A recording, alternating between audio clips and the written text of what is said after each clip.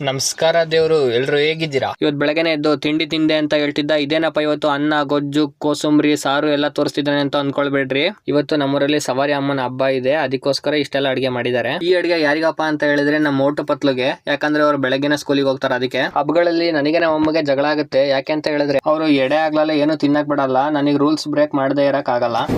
ಬರೀ ಇಂತದೆಯಾ? ನಾನು ಹಿಂಗ್ ಮಾಡ್ತೀನಿ ಅಂತ ಬೋಂಡ ಕರ್ದ್ ಕೊಟ್ರು. ನಾನಂತೂ ಭರ್ಜರಿ ಬ್ಯಾಟಿಂಗ್ ಮಾಡಿದ್ದೆ. ಇವತ್ತು ಸ್ವಾತಂತ್ರ್ಯ ದಿನಾಚರಣೆ.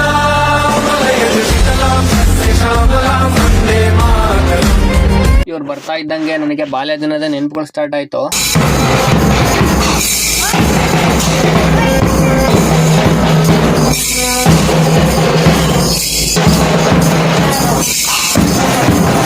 ಹಬ್ಬಕ್ಕೆ ಬಾಳೆದೆಲೆ ಕೊಯ್ಕಮ್ಮ ಅಂತ ಹೇಳಿದ್ರು. ಕುಡ್ಗೋಲ್ ತಗೊಂಡೋಗಿ ಬಾಳೆದೆಲೆ ಕೊಯ್ಕೊಂಡ್ ಬಂದೆ. ಅಷ್ಟರಲ್ಲಿ ನಮ್ಮ ಮನೆಗೆ ಎಡೆ ಮತ್ತೆ ಹಣ್ಣು ಕಾಯಿನೆಲ್ಲ ರೆಡಿ ಮಾಡಿದ್ರು. ನಾವು ಅಮ್ಮನ್ ಕರ್ಕೊಂಡು ಚೌಡವ ಪೂಜ್ಕೊಂಬರೋಣ ಅಂತ ಹೋದೆ.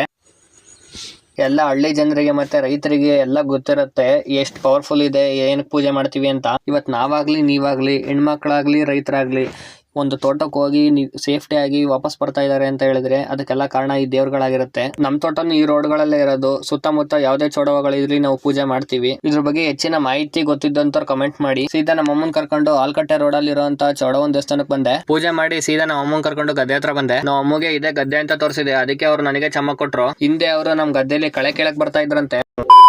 ನಾವು ಅಮ್ಮನ್ ಕರ್ಕೊಂಡು ಉಡ್ಸ್ಲಮ್ಮನ್ ದೇವಸ್ಥಾನ ಹತ್ರ ಬಂದೆ. ಮನೆಗ್ ಬಂದು ನಮ್ ಕೇರಿಲೆ ಸವಾರಿ ಅಮ್ಮ ಅಂತ ದೇವ್ರಿದೆ, ಅದ್ರದ್ದೇ ಇವತ್ತು ಹಬ್ಬ. ನಮಸ್ಕಾರ ಮಾಡಿ ನಮ್ಮ ಮನೆಗ್ ಬಂದೆ. ಅಷ್ಟರಲ್ಲಿ ನಮ್ಮ ಮೋಟು ಪತ್ಲು ಬಂದ್ರು.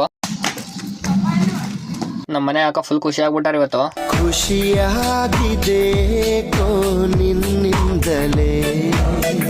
ಅವ್ರು ಏನೇ ಮಾಡಿದ್ರು ನಾನು ಕರ್ಗಡು ತಕ್ಕಂತ ತಿಂದೇ ತಿಂತೀನಿ. ಹೊರಗ್ ಬಂದೆ. ಅಷ್ಟ್ರಲ್ಲಿ ನಮ್ಮ ಬರ್ತಡೇ ಬಾಯ್ ಬಂದ. ಅಷ್ಟರಲ್ಲಿ ನಮ್ಮ ಅಣ್ಣ ಬಂದ. ಯಾಕೋ ನನಗೆ ಬೈತಾ ಇದ್ದ. ಅವ್ರನ್ನ ಮಾತಾಡ್ಸಿ ನಾನು ನಮ್ಮ ಮನೆಗ್ ಬಂದೆ. ನಮ್ಮ ಮನೇಲಿ ಹೋಳಿಗೆ ಮಾಡಿದ್ರು.